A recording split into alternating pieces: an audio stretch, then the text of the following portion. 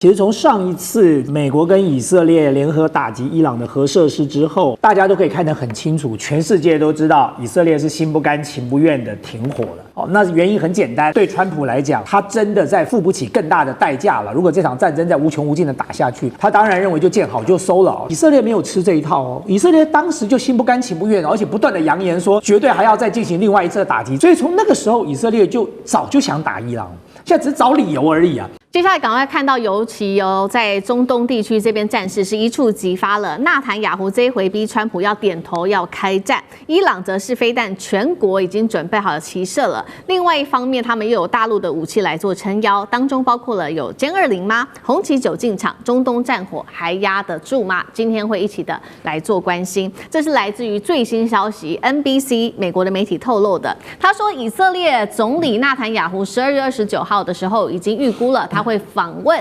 海湖庄园和美国总统川普，他们会一起讨论接下来他们希望能够再度的对伊朗来发动军事上面的打击，原因就是因为他们认为伊朗从12月22号开始就发起了新一轮的这个弹道飞弹的试射，并且在许多大城市不断的试射飞弹。这当中他们提到的地点包括了有德黑兰、伊斯法罕，还有这些马哈巴德等等的大城市进行飞弹的试射。所以以色列官员这样说，他指控伊斯兰革命卫队可能会有眼转为真正的战争来对以色列发动攻击。以色列宣称的，他说伊朗会由眼转战是真的情资，还是他有可能恶人先告状，先发制人的一个铺垫的话术吗？纳坦雅胡他会不会真的成功说服川普先下手为强？成功几率又有多高？苑老师怎么看？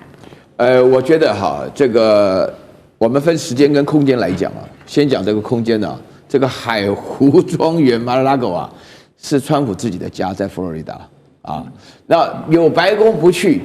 要跑到这个庄园，比如说我跟那个大川，这个大千了哈，我们说有事情的话呢，我有办公室你不谈，要跑到家里去，故意的制造广告。纳坦雅胡自己就告诉人家说，美国最挺以色列的总统跟我之间私人交替，所以他这个空间上来讲，他跑到这里去。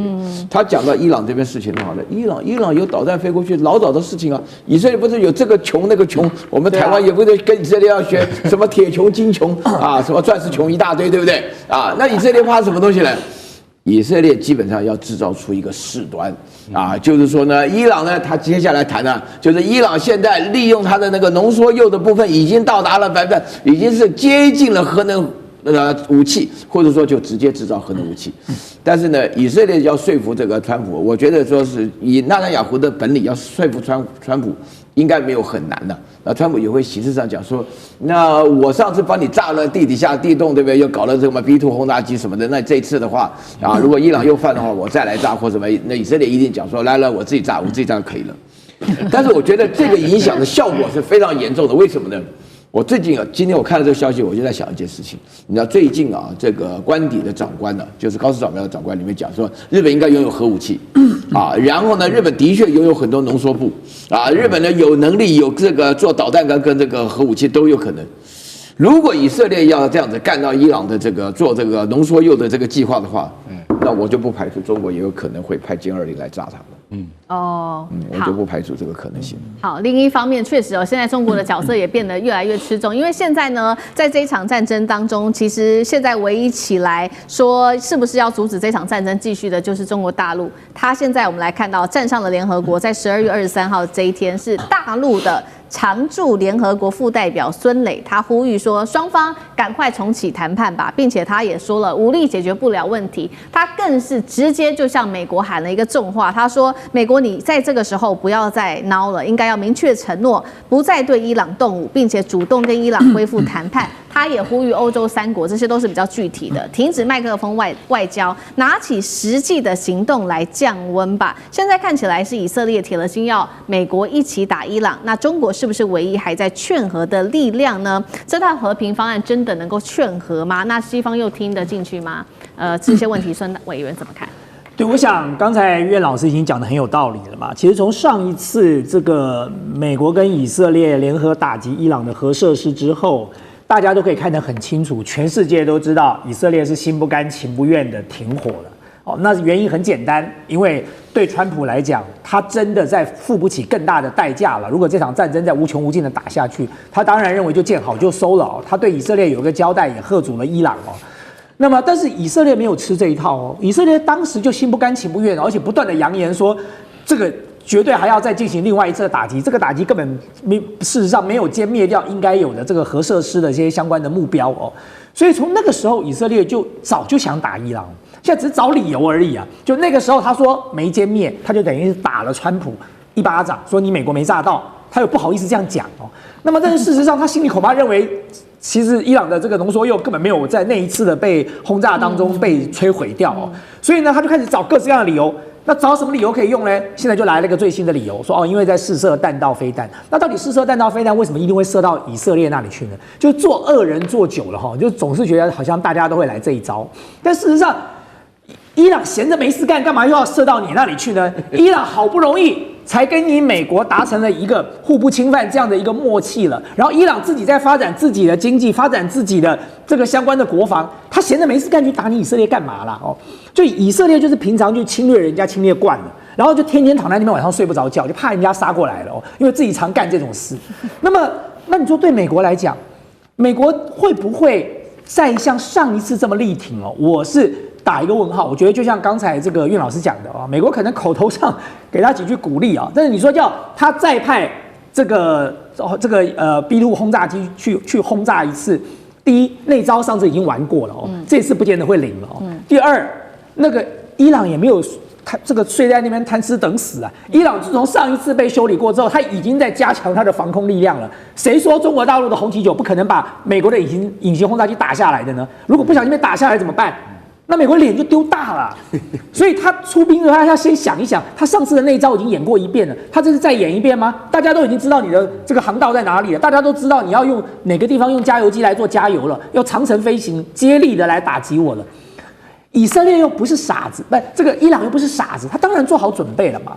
那所以我觉得对中国大陆来讲，当然在联合国发言是有其必要的，因为中国大陆在联合国至少代表一个正义的力量。但你说中国大陆来劝和，我觉得很难的原因是因为美国跟以色列就不会买单啊。中国大陆跟以色列两个已经很不 like 了，彼此之间的关系已经不怎么样了那你说中国大陆去劝和，美国跟以色列会买单吗？我觉得很难。但是现在中国大陆在做什么呢？我觉得这就是美国当初一，中国就当15嘛，很简单啊。你美国不断的在台湾增加台湾的这个军事力量，那我中国大陆也想办法卖一点给伊朗，这有什么关系呢？这很公道吧？大家都在做这个军售生意啊，你可以卖，难道我不能卖吗？所以你要卖多少给台湾，我也想办法卖多少给你的敌人，就这么简单嘛。所以你看，不管是以色列，不管是委内瑞拉，都是一样的他们大幅度的跟伊朗跟这个中国大陆跟俄罗斯去做军事采购，就是因为这个原因啊。那么当然，我觉得像刚才这个苑老师讲的另外一个非常重要的重点就是说，如果今天真的这么干了，他的确给北京政府一个很好的理由，就是你高市有种就不要来给我搞核子武器，你搞了，反正你美国跟以色列演过一次嘛，对不对？你们演过一次了，那这次换我来，那你也不要在那边啰嗦了。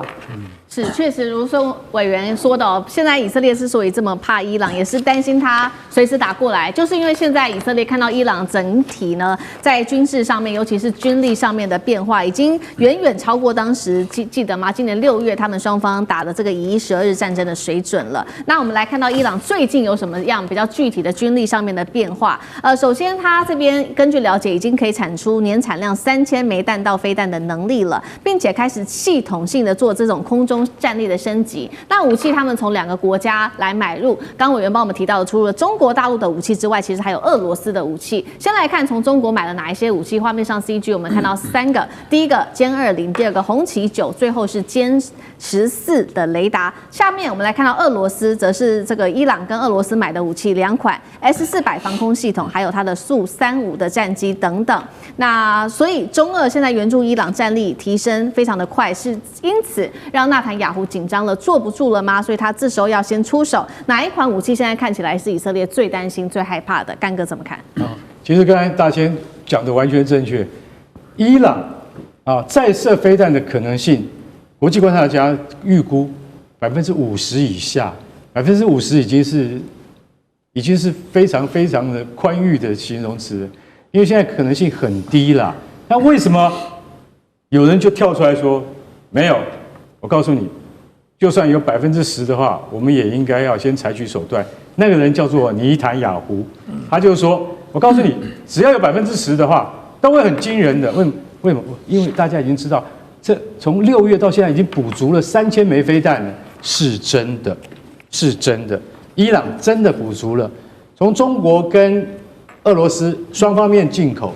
那跟俄罗斯进口的当然是主要是防空飞弹，S-400跟 S-500。中美之间的这一场军事之争，我们特别要来关心到的是6代机，尤其是大陆的6代机，这个歼362号机这一次大改款，被视为是一个急速的进化，力拼2031年要成军。那么中国的6代机能不能横甩美国4年以上呢？今天就这些议题，我们会一起的来做关心。这个是最新消息，美军这一次恐怕真的是要紧张了，因为呢，大陆的第2架它的歼36原型机最新的影像再度的曝光了。大家看到说上面这一次不再只是一个小修小改而已，而是一个比较具有结构等级的大改款，所以被外媒这样子做评论，他认为是明显的它的进度远远的超出预期了。今天有3个关键他们大升级的点，带观众朋友来看到。等一下会请将军，因为是比较专业的一些术语名词，等一下请将军带我们来看。升级的地方包括它的进气道，这是第一个。第2个事情是它的发动机的喷管也是大升级了，它可以在高空低速失速的状态下维持它的机动的优势。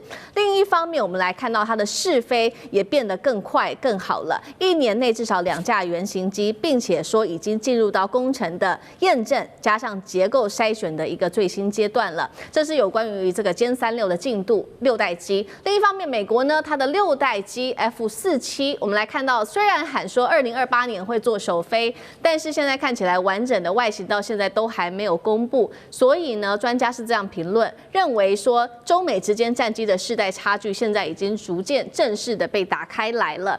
歼36第2架原型机外形确实是跟第1架还是差很大的，所以我们会认为解读会不会像是过去歼35那样走1机2型？那么量产前后的整体调整跟未来的战力，将军怎么评估？我认为它有一些改版，它第1架出来的时候经过试飞验证，它可能在气动力这一方面，还有推力这些方面呢，是有一些问题，然后来做调整。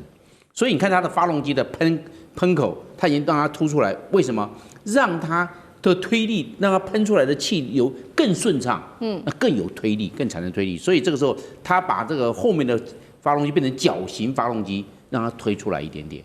它是这个样，然后进气道呢？进气道它让了气流能够平顺呢，它把它做了一个设计的更流线，让它进气的时候更能够吸更多的气，然后进入燃烧室，然后燃烧喷出去。所以它这个在推力优化，它做了这个。我们讲到它推力这方面跟飞机的航程还有最大的速度是有关的。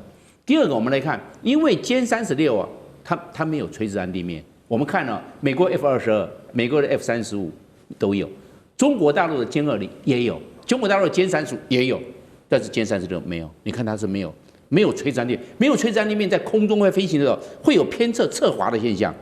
那侧滑的现象呢，我们有一个 damper， 那个叫做辅助器，会帮你做校正。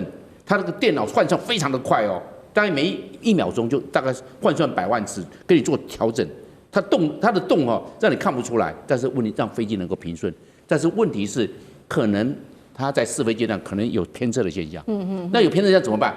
把这个我们知道了，它的垂直岸地面放在2个翼尖，左翼尖跟右翼尖，你看它凸出来了，是它让它不会有在高速状况下不会有偏侧现象。你看那个飞机里面那个针球仪哦，它不会摆动，不然飞机的话就是很稳定，这样稳定。因为摆动的状况之下，因为电脑换算还是有毫秒、微秒的时差，还是会偏侧。那经过这个在翼尖的这个垂直岸地面的辅助器之后稳定了，因为它把它抓准了，那又没有垂直岸地面，又有这个垂直岸地面的功能，我认为这是它加大的设计，是这样。那最后一个，我认为它的是让它的这个整个的机型哈，尤其是机翼把它优化，优化变成气动力最佳化。所以我们来看这个歼36，它将来的如果要生产量产的话，它经过这2次。这第二架也是原型机，原型机一定做测试，不是量产机，量产机还没开始。那量产机完毕之后啊，才开始要训练，才能够完成 IOC 初级作战阶段。初级阶段的时候，经过种子教官培训出来更多的飞行员之后，才能被人达到 FOC， 变成全作战阶段。这个就表示这个成军呢可以列入作战序列了。所以它这有这个等次。那现在的只进入这个第二架的我们讲的测试的原型机，量产机还没有开始。所以中国大陆它是稳扎稳打，它不要冒进，它稳打。那我认为歼36这个大量推出来之后，可能就要关掉歼11B。它就不生产了，歼11，那你要关掉个生产线了，歼11B 它不生产了，因为歼10C 还要外销，但是歼11B 它可能就不要，那来把这些所有的生产线来做歼36，所以这第6的战机可能在2-3年后就会形成作战的能力。好，2-3年后形成作战的能力。那我们来做假设，一旦真的成军，接下来对于第一岛链的冲击到底有多大？请教杨老师。那另外就是也跟美国来做一个相比，因为现在外媒也推估美国的6代机落后大陆3到4年，两个问题，老师怎么看？美国人自己推测2028年6代机可以这个成型量产，现在看起来是倒过来，是中国大陆的2款6代机，说不定在28年能够量产。美国到目前为止，它的6代机还真的连楼梯响都还没有听见。我们看到原先的设计图推动了一阵子之后，又打掉重来。不过，川普还是坚持要做 F-47，因为他是第47任总统。可是两边的6代机的相比较，我觉得这还要时间去验证。那但是呢，美国的6代机很显然到目前为止，它没有跟别的国家的合作，所以到后来它如果要出售，或者是跟别的国家的合作，看起来不是这个方向。因此，它做好之后，你现在如果讲到第一岛链，它会不会卖给日本、卖给韩国，像 F-35或 F-35B 一样？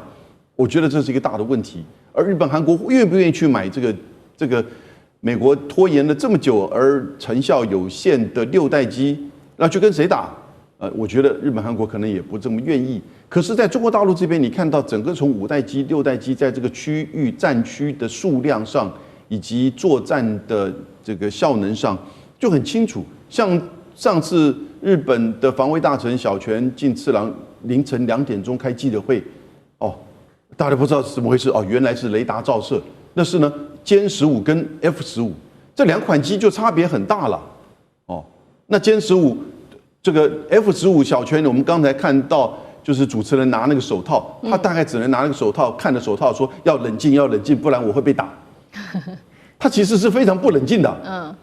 那手套大概都撕了。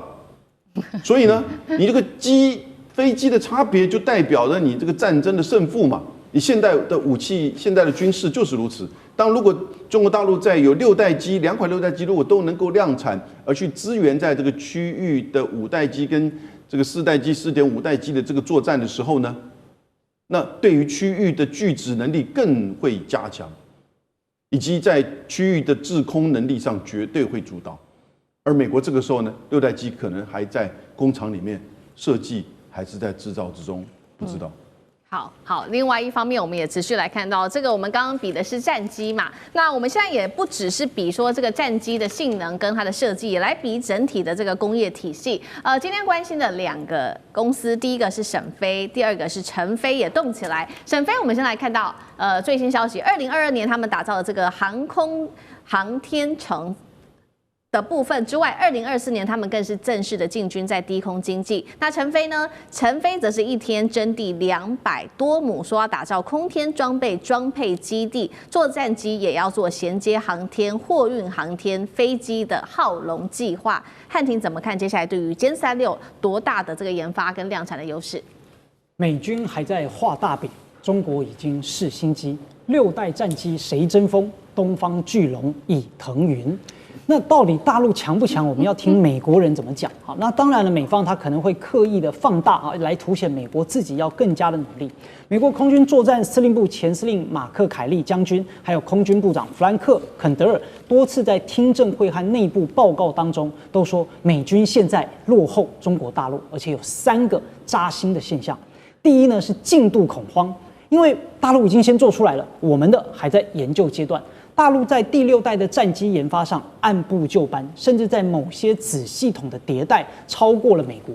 所以美军内部报告警告，如果呢下一代的航空权项目再因为经费而延迟，2030年天空的主人就姓钟而不姓美了。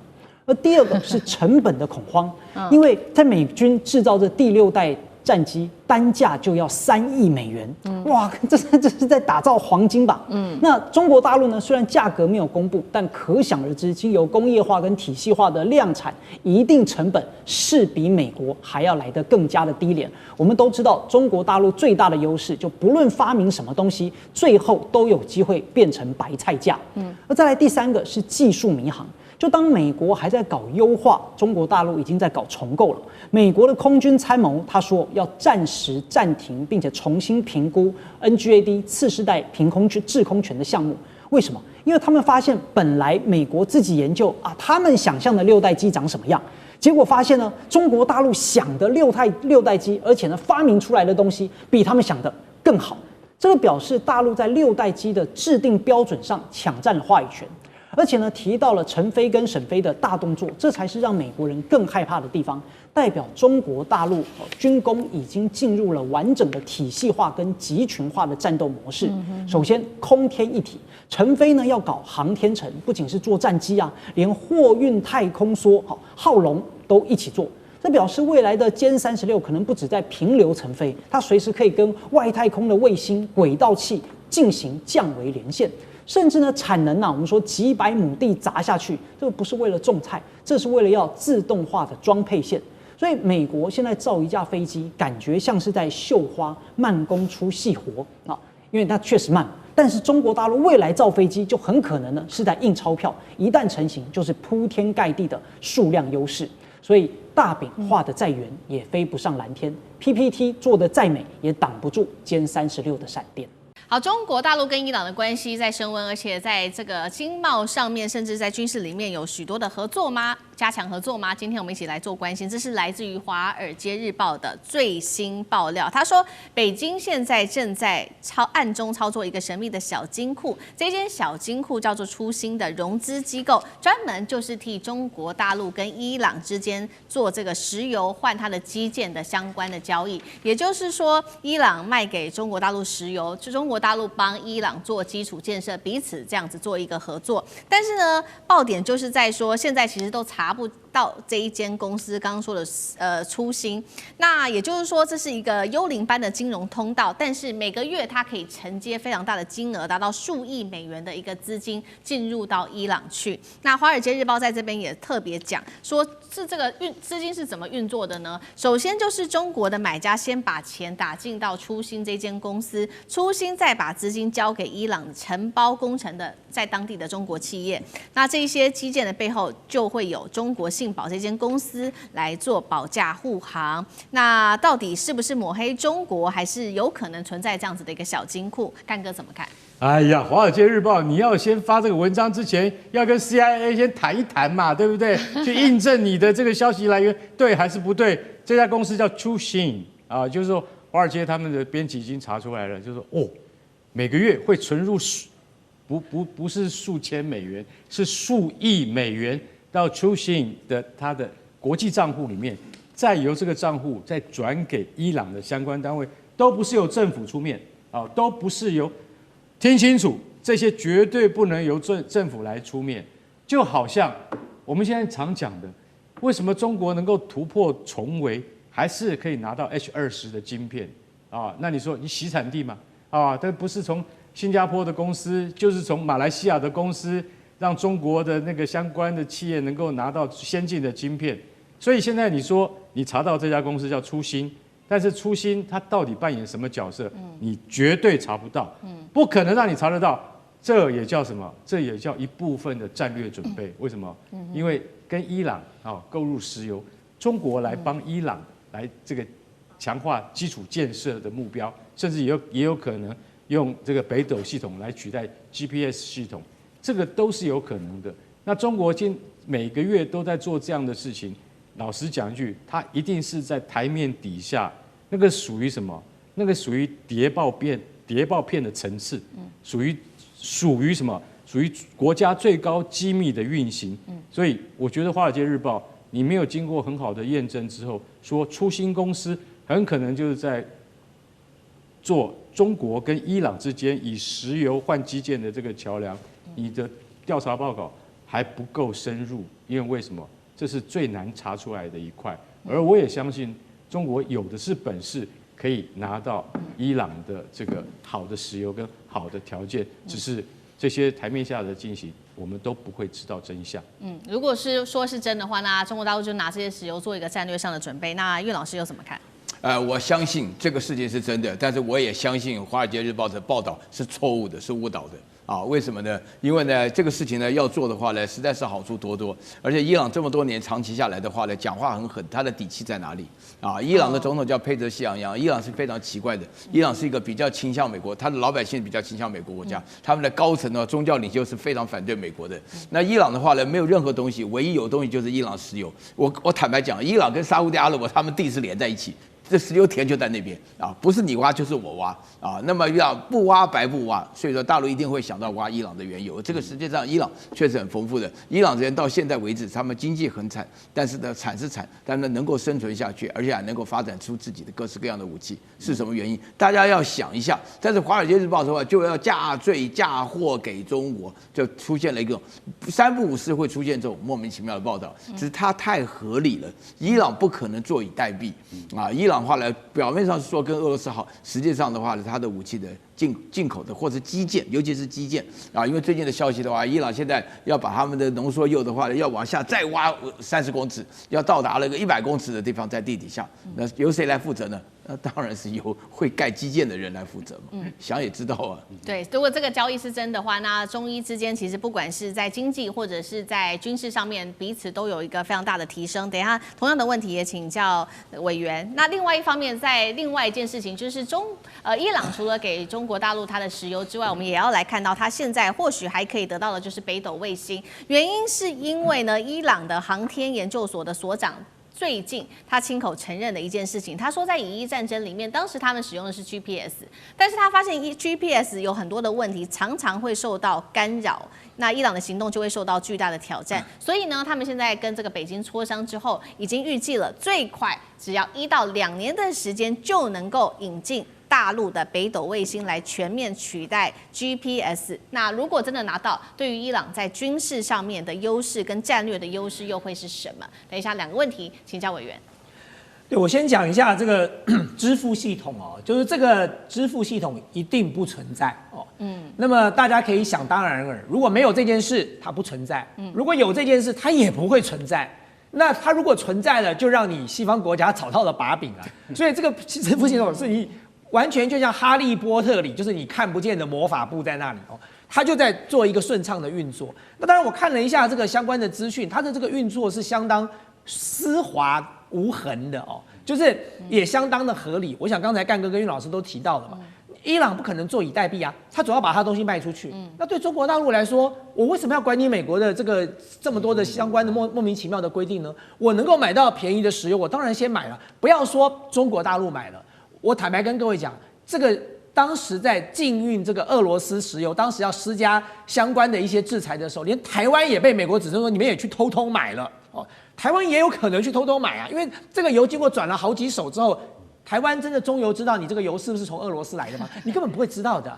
所以在这个过程里头，对中国大陆来讲，它透过这个支付系统，用基础建设的这些相关的零件、零组件，或者是相关的这些工程建设经费来换石油，这是相当合理的，而且中间找不到任何这个金流的过程。所以我觉得这个如果是真的是一个存在，就是事实上如果真的有这个看不见的支付系统的话，这个支付系统的设计是相当精密的就完全在这个过程当中，其实不管华尔街这个日报要怎么叫了就叫得再大声，你找不到就是找不到嘛你只能怀疑那到底要怎么样来证明？没有任何人可以证明的。但是我认为，其实这对中国大陆来说当然是一个好的状况。我能够买到便宜的石油，我能够结交一个新的盟友那么我能够增加我的全球影响力，对他来说是何乐而不为呢？那你更不要讲说他最近这个伊朗向中国大陆球员说，希望能够也用北斗3号的系统我简单的跟大家讲一下北斗系统跟 GPS 的差别在哪里？差别在精度就精准度那么 GPS 的精准度大概在5公尺到10公尺之间，哦，就5到10公尺。可是北斗卫星系统的这个精度在至少是5公尺，那么在很多地方它的精度可以到2公尺到3公尺。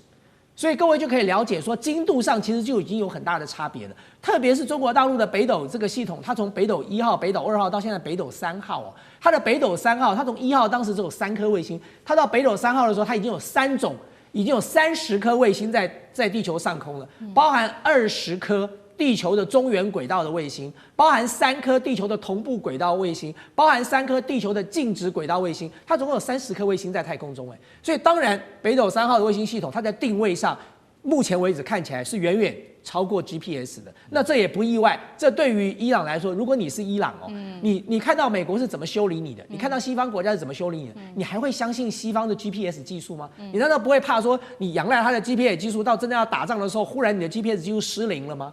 所以我觉得不只是像 GPS 像这种定位系统之外，包含像未来我们可以看得到的，就是美国不喜欢的国家，或者可能被美国不喜欢的国家，未来都会尽一切的可能去把它国内所有对美国跟西方国家依赖的科技也好、军事装备也好，全面的做置换。而中国大陆当然是一个他们最好的选择。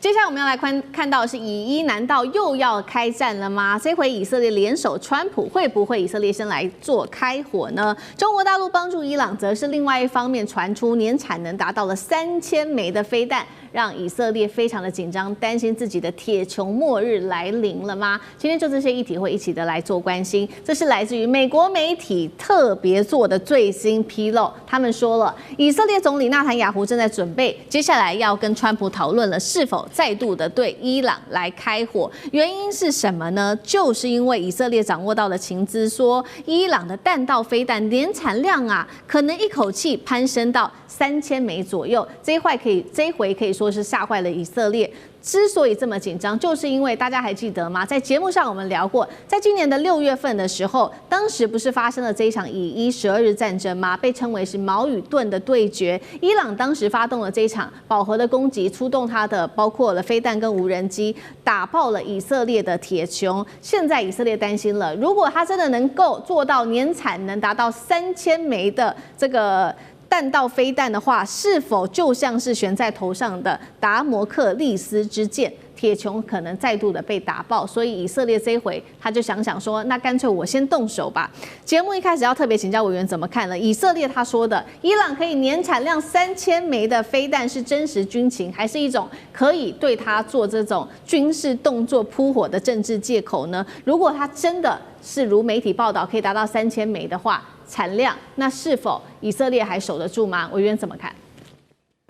上次以色列跟伊朗不是发生一个武力冲突，然后伊朗啊发射多少导弹攻击以色列？591枚。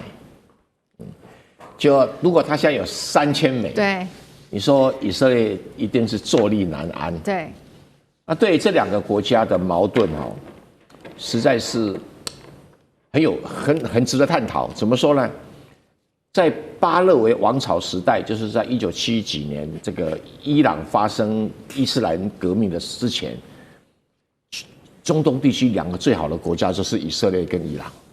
尽管以色列打了什么6次中东战争啦，伊朗都没有参加，而且伊朗还支持以色列，他们好得不得了，哎，那什么时候翻脸成仇了？是伊斯兰革命。伊斯兰革命啊，这个对于他们这些新的伊斯兰教掌权的人建立一个宗教国家，他们认为以色列是美国的代理人，就是为了要来消灭伊斯兰国家。那在以前，伊朗的认知是，我是伊朗人，我不是阿拉伯人。阿拉伯人他跟以色列怎么打跟我无关，而且他们还认为我们是伊斯兰人哦，跟伊斯兰教哈，跟以色列犹太教我们同源，所以啊，有这么一个认知，它基本上平和。自从革命以后就不一样，那伊朗就支持了很多的阿拉伯人起来对抗以色列，那这个跟以色列仇就越结越大。那有一段时间，伊朗企图发展核子武器，所以搞了核电厂，以色列要去炸它的核电厂，那仇恨越结就越深，越结越深。可是，在巴勒维时代巴勒维伊朗的军队国防军是以色列帮忙训练出来的。所以现在啊，伊朗的伊斯兰政权对伊朗的国防军是很不放心的。他现在的导弹全部是革命卫队在控制的，跟伊朗国防军是没有关系的。包括无人机，包括导弹都是。但偏偏啊，这个革命卫队又是全世界最大的贪腐集团。然后所以形成一种很特殊的经济啊、政治啊、武力啊的一个软体。现在他号称有3000枚，有没有那么多我不晓得。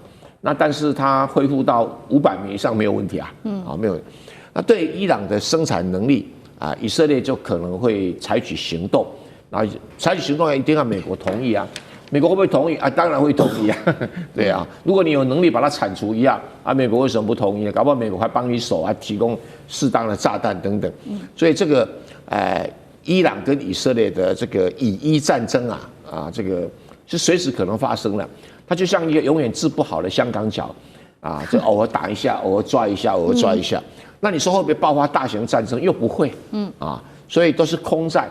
那所以以色列要准备被伊朗的导弹揍一顿啊，伊朗也要准备被以色列的空军揍一顿。因为空军携带的炸弹毕竟是比你导弹还要厉害。为什么？因为它爆炸量比较大。那你的导弹呢，因为打太远了，所以你的爆炸量是有限的啊。所以你要靠很多导弹才有办法达到那个效果。可是你没有防空能力，等到以色列的空军来载那个炸弹又便宜，随便他丢，对不对？所以这个问题没有人能够解决啦。而且中国、俄罗斯也帮不上伊朗的忙啊。伊朗内部又是一个很投机的，以前中国帮他忙还被他咬一口，什么事都发生过了，所以他只能是自力救济吧。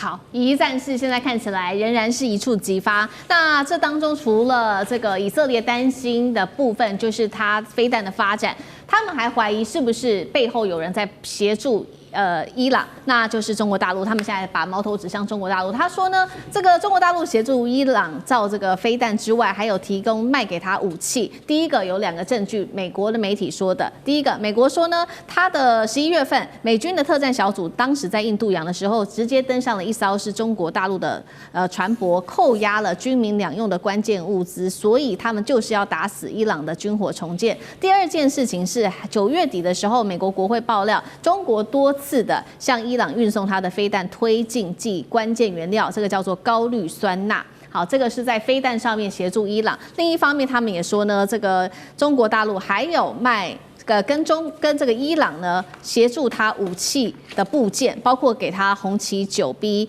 的防空系统，还有歼10C 跟歼20等的装备都有可能会给伊朗。那主要就是用石油来做交换。杨老师又怎么看？全世界现在只有美国在制裁伊朗啊，别的国家没有在制裁伊朗啊。因为伊朗自从在奥巴马时期跟西方，包含俄罗斯、中国大陆签署了核协定之后呢，其实所有的国家都解除对它的制裁了。后来川普一上来之后，又退出这个核协定，可是欧盟、中国都没有退出啊。那但是川普一的时候呢，就针对他们自己的国内法常备管辖，说华为的孟晚舟在香港的企业有跟伊朗做生意，中间有夹有美国技术的这些零组件卖给伊朗，也因此呢，就要求加拿大软禁他1000多天。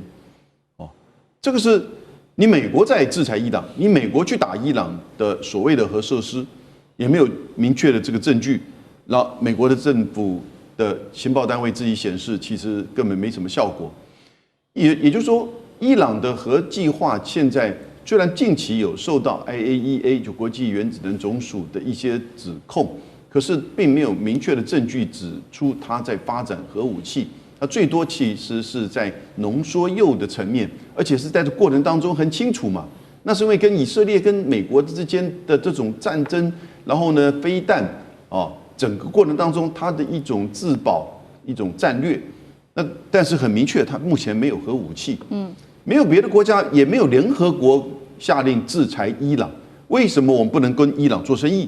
当然，你说军民两用的东西，这里面是要管制，但是它这个所谓的高氯酸钠，它是做火药，那但是也可以做飞弹。这些层面，你美国要去拦阻，依照你自己美国的法律，你就牵扯到就是你跟这些比如说跟中国大陆在这个问题上就产生冲突，但中国大陆它也没有内部的法律可以去禁止中国大陆自己的民间企业去接伊朗的这个商业的订单呢？那只要通过它大陆出口的军民管制的这些措施，那都是合法的。所以美国自己常备管辖在做这个东西，然后呢拿这个东西来去指控别的国家，好像在帮助邪恶轴心。其实只有美国自己啊，在联合国通过一个决议，大会通过一个决议，153个国家支持，6个国家放弃，包含以色列。什么决议？要求要保护在加沙地区的联合国的救难人员。结果只有美国反对，是美国站在全世界在加沙问题上的另外一边呢，是美国在帮助以色列去轰炸伊朗。如果从这个角度，美国自己违反就是联合国的宪章，用武力攻击别的国家耶，你没有办法证明他有核武，那现在别的国家跟他做正常的贸易关系，你来去阻止，所以这个东西啊，我们在舆论上一定要很清楚的了解。美国当然可以说了，伊朗想要去发展核武，所以呢，别的国家你现在有点在帮助他啊，你透过民间，那因此我要拦阻你，可以啊，你就这么做。但是呢，你就变成是跟别的国家站在对立面，因为到目前为止没有证明他有发展核武，而且事实上他也没有核武。对。那别的国家到现在为止，包含联合国，也都说他没有。对。所以我觉得美国真的是在自圆其说，他自己的常备管辖。确实哦，所以现在伊朗在美国跟以色列的这个威胁之下，它持续的加强它的空防，补齐它的战力。那刚刚提到了嘛，除了跟中国大陆买它的红旗9B 之外，另外2个还是在评估当中的，就是它的歼10C跟歼20了。这一整套我们刚刚提到的3款武器，过去更是在这个印巴空战中击败过这个法国的标风战机。所以如果伊朗真的能够完成这些武器相关的部署，当然也要看中国大陆愿不愿意买啦。那以色列还会有优势吗？吕舰长又怎么看？当我们每一次都用显微镜甚至电子显微镜在看伊朗的时候，我们是用什么样的角度来观察以色列呢？我们都用望远镜啊，也就是看不清楚也没什么关系。每一次出现这个问题的时候，是不是都是当中东已经获得一定的和平，以色列应该要恢复到正常内阁要重新改选的时候，纳坦雅胡这时候就来了。但是呢，我相信现在对于川普来讲，他一定是很困扰的。为什么？因为如果我们看到他刚刚发布的美国的国家安全战略的时候，他特别有讲到中东这一个部分了。其实中东的部分，他们是要撮合那个大家来扩大这个亚伯拉罕的这个协议，并不是要进行打仗。那如果说我们讲到要进行飞弹攻击的话，刚刚那个蔡正元老师告诉我们591颗啊，大家认为591颗是长什么样的？就是类似这个样子。这个是从约旦河西岸哇。